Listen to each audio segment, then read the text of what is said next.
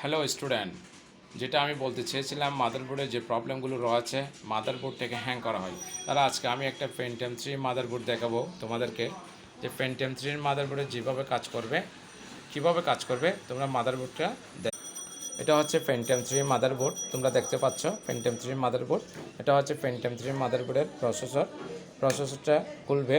আমি প্রসেসরটা খুলছি, প্রসেসরটা নিলাম হাতে।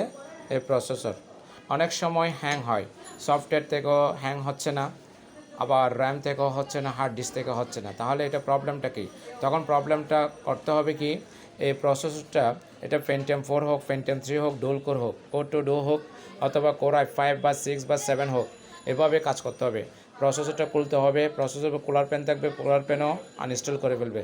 কমপ্লিট ডিসিপ্লিন করার পর এটা ব্লোয়ার দিয়ে ওয়াশ করবে, ওয়াশ করার পরে আবার এগুলো ইনস্টল করবে, দেখবে পারফেক্ট ঠিক হয়ে যাবে। আর